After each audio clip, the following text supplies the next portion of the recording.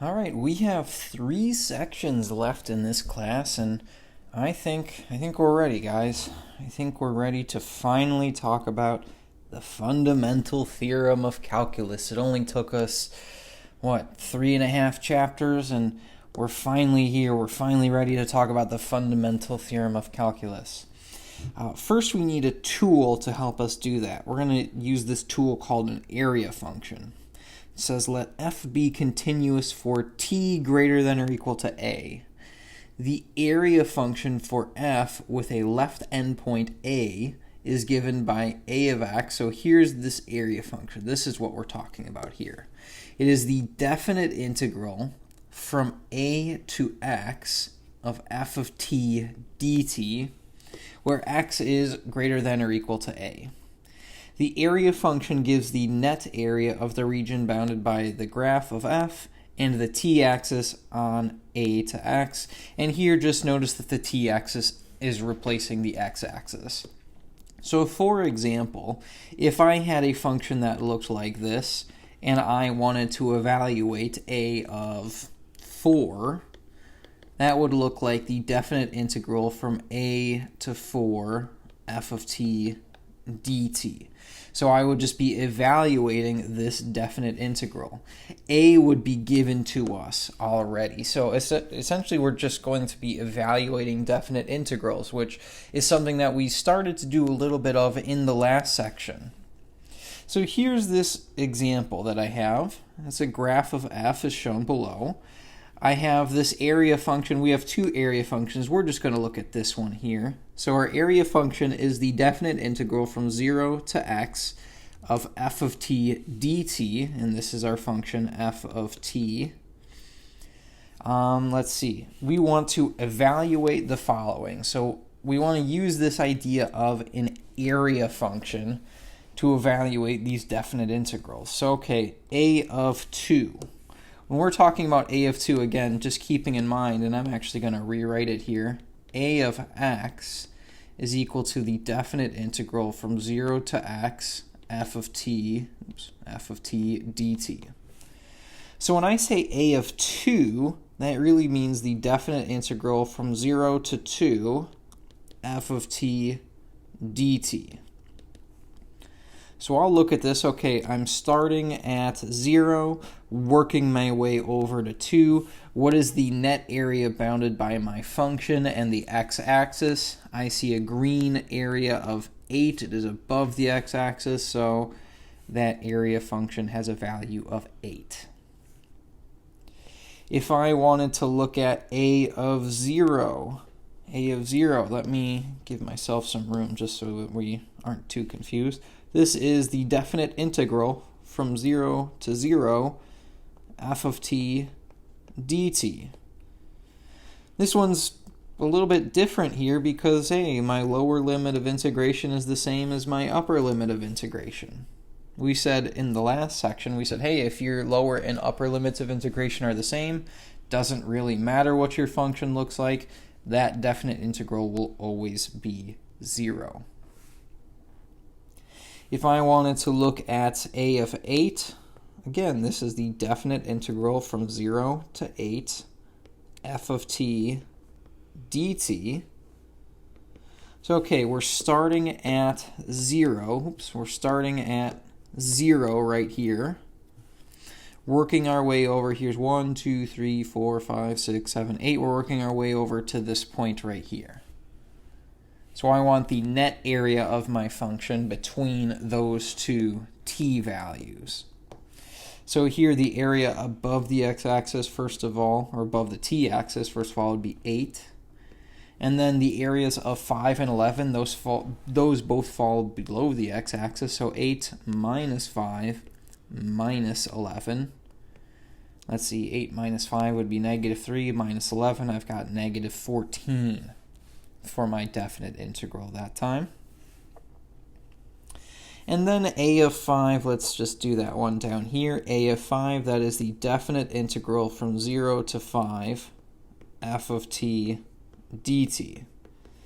So okay, this time starting at 0, so again we're starting at the y-axis, working our way over to here's 5. So we have 8 is the area above the x-axis minus 5 the area below the x-axis. Here I have a positive 3. So this is really just kind of a unique way to write a definite integral. We're really just using this area function in place of a definite integral. We're going to see this in the next example. So here I have a trapezoid, which is bounded by the line f of t equals 2t plus 3. I have the graph over there on the right-hand side. And the t-axis from t equals 2, so we're always going to be starting from t equals 2 to t equals x. I don't necessarily know where x is, but I'm going to create a trapezoid just like that. The area function that we're going to be working with this time is the definite integral from 2 to x f of t dt. Gives the area of this trapezoid as long as your x value is greater than or equal to 2. So we're going to start off here. Let's do this in red. I'm going to start off by looking at, well, what's the area function at 5? So a of 5 here. So a of 5, so this time I'm going to look at the definite integral from 2 to 5 f of t dt. Actually down here, I gave us a little hint here. We have the area formula for a trapezoid because we're going from 2 to 5. Let me sketch in the region that we're looking at. We're looking at this yellow highlighted region right here. We're saying, okay, I would like to find that area. So we have a familiar geometric shape. We have a trapezoid. I can use area equals 1/2 base 1 plus base 2 times the height. This will be 1/2. Let's call this side over here base 1. Remember, base 1 and base 2, those are the two parallel sides. Base 1 here, so the height at 2 looks like it is 7. So 7. And you can also, if you are unsure, if you want to double check your your approximation, your guessing here, take 2 and plug it into your function. 2 times 2 would be 4, plus 3 is 7. So that works out. Plus base 2. What is base 2? Base 2 is this side over here. That looks like 11 to me. But again, if you want to be sure, take 5 and plug that in. 2 times 5 would be 10, plus 3 would be 13. Actually, whoops, my mistake. Yeah, it should be 13. Good thing I double checked here. So this shouldn't be 11. This should be 13.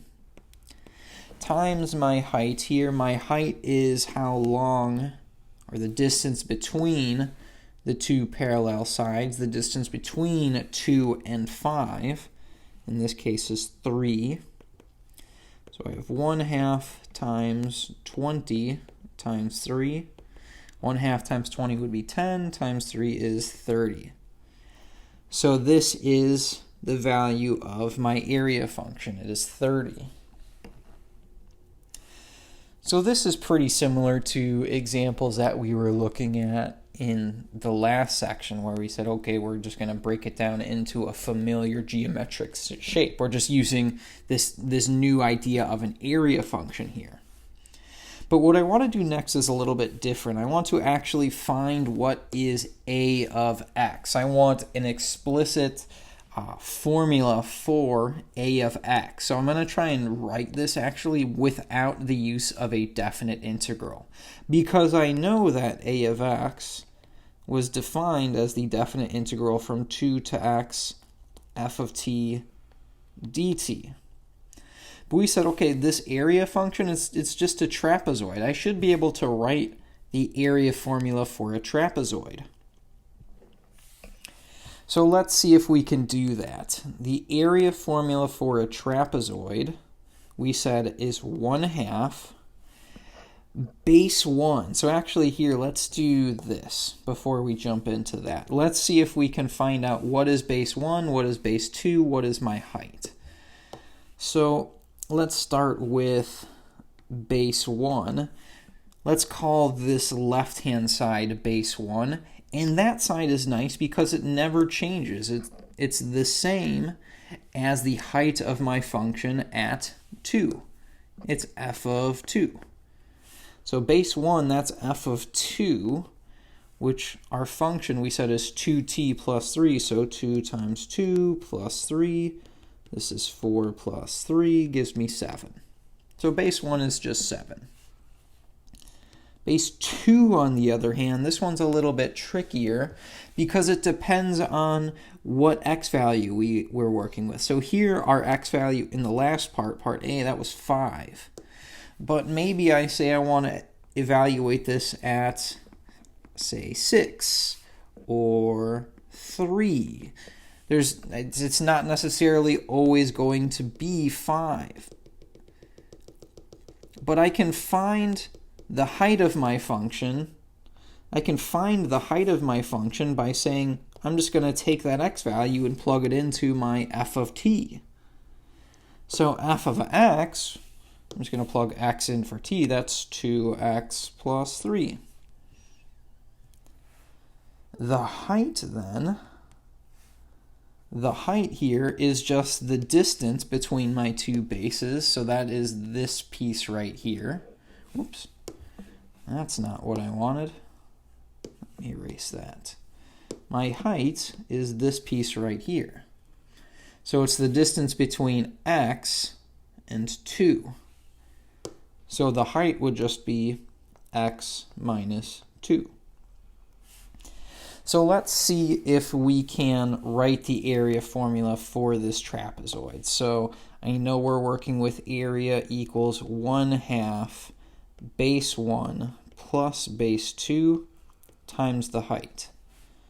So 1/2 base 1. Base 1, what is that? That is 7 plus base 2, that is 2x plus 3, so plus 2x plus 3 times h, that is x minus 2. And we're going to simplify this. So let's see here. 1/2, 7 plus 3, this is 10 plus 2x times x minus 2. If I distribute the 1/2 here, I should have 5 plus 2x times x minus 2. And then if I were to FOIL this out, let me give myself just a little bit more room here. So we said this is 5 plus x, excuse me, good thing I double checked here, 5 plus x times x minus 2. Let's see, I should have x squared plus 5x minus 2x, so plus 3x minus 10. So here is my area function. So this is kind of cool. I could actually take whatever x value that I wanted and plug it into this area function. So just to verify that this works, if I go back to part A here and plug 5 into this, if I wanted to look at A of 5 and see if this works, 5 squared plus 3 times 5 minus 10. This is 25 plus 15 minus 10. 25 plus 15 is 40, minus 10 is 30, and hey, look at that. I got the exact same answer. So this is an algebraic equation for that area function that doesn't require any sort of integration, which is pretty cool. Here's the really cool part, though. This part is really cool. Compare the derivative of a to f. So we just said a of x, that is equal to x squared plus 3x.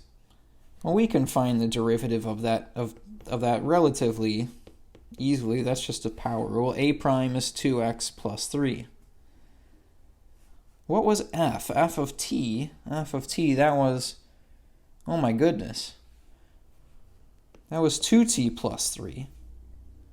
That was given to us as 2t plus 3.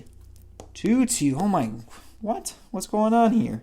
A prime is 2x plus 3, and f is 2t plus 3.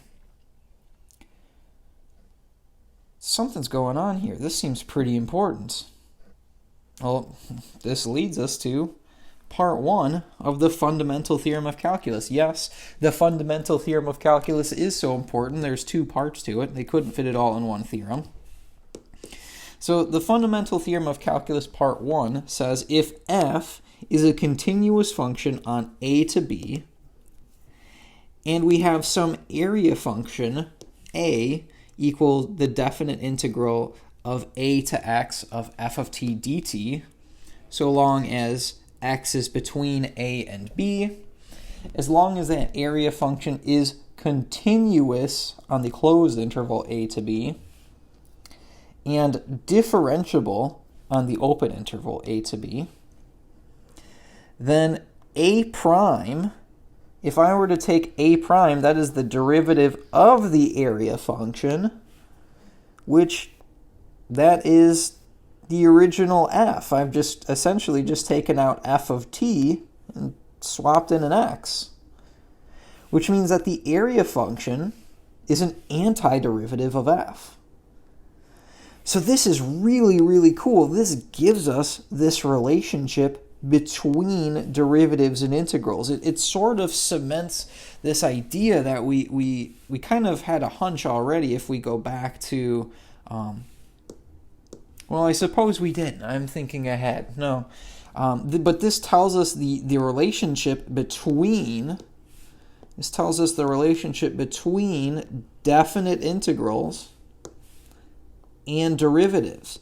This says if you take the derivative of a definite integral of an area function, which is defined as a definite integral, you will end up with the exact same function. We just replace our variable here. So this is essentially verifying this idea that derivatives and integrals are sort of opposites. If I take the definite integral, if I find a definite integral using an area function, and then I take the derivative of that, I end up with exactly what I started with. I've just changed my variable.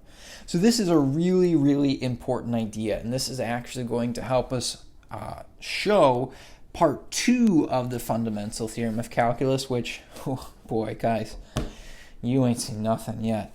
But you know what? I'm just going to have to wrap this one up. We will talk about that in the next video.